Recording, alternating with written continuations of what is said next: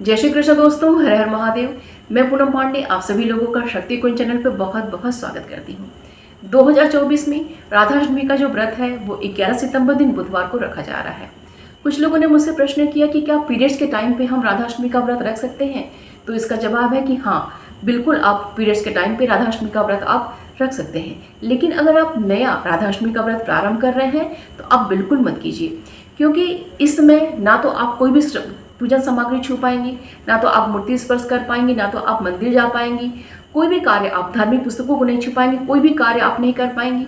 तो केवल व्रत रखने के लिए राधाष्टमी का नया व्रत प्रारंभ किया जाए ये कहीं से भी उचित नहीं है।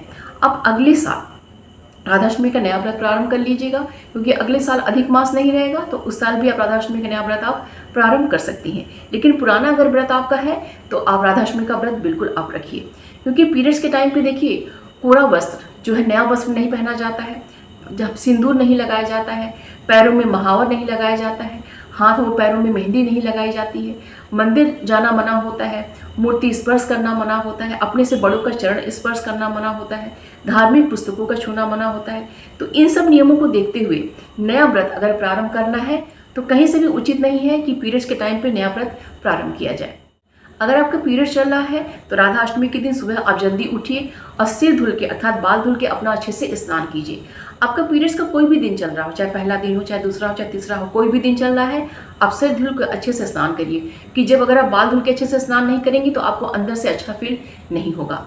स्नान अच्छे से कीजिए, उसके पश्चात सूर्य नारायण को आप प्रणाम कीजिए, क्योंकि राधा रानी के जो पिता थे वृषभानु जी, वो सूर्य नारायण के ही अवतार थे। राधाष्टमी के दिन हर व्यक्ति को प्रतिदिन पूजा करे या ना करे, लेकिन राधाष्टमी के दिन सूर्य नारायण की पूजन अवश्य करनी चाहिए। तो आप सूर्य नारायण को प्रणाम कीजिए। उसके पश्चात माता तुलसी को आप प्रणाम कीजिए। तुलसी माता का स्पर्श बिल्कुल मत कीजिएगा, तुलसी माता को आप प्रणाम कीजिए। उसके पश्चात एक जगह पे आप मोटा कपड़ा बिछा के आप बैठ जाइए, शांत चित्त होके राधा रानी का स्मरण कीजिए, उनसे मानसिक रूप से प्रणाम कीजिए और ज़्यादा से ज़्यादा आप श्री राधा श्री राधा श्री राधा या फिर केवल राधा राधा राधा इसका जाप आप कीजिए।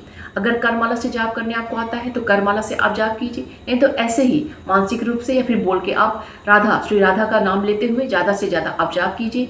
इसी से आपको बहुत ही अच्छा परिणाम प्राप्त होगा। दिन भर आप मानसिक रूप से उनके नामों का आप जाप कीजिए।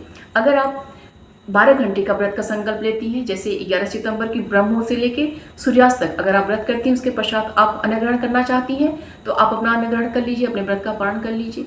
अगर आप 24 घंटे का व्रत करती हैं तो 11 सितंबर से व्रत आपका प्रारंभ हो जाएगा। 12 सितंबर की सुबह में अर्थात ब्रह्म मुहूर्त के बाद सूर्योदय के पश्चात आप जो है अपने व्रत का पालन आप कर सकती हैं। पुनः आप स्नान कीजिए, सूर्यदेव को प्रणाम कीजिए और अपने व्रत का आप पालन कीजिए। तो इस आसान तरीके से मानसिक रूप से पूजन पाठन करके अब बहुत ही अच्छे तरीके से इस व्रत को आप संपन्न कर सकती हैं। वीडियो पसंद आएगा तो प्लीज़ लाइक अवश्य कीजिएगा, शेयर कीजिएगा अपने दोस्तों और रिश्तेदारों के संग। चैनल पे अगर नए हैं तो सब्सक्राइब अवश्य कर लीजिएगा। मिलते हैं अगले वीडियो में। अपना और अपनों का ख्याल रखिएगा। जय श्री कृष्ण, हर हर महादेव।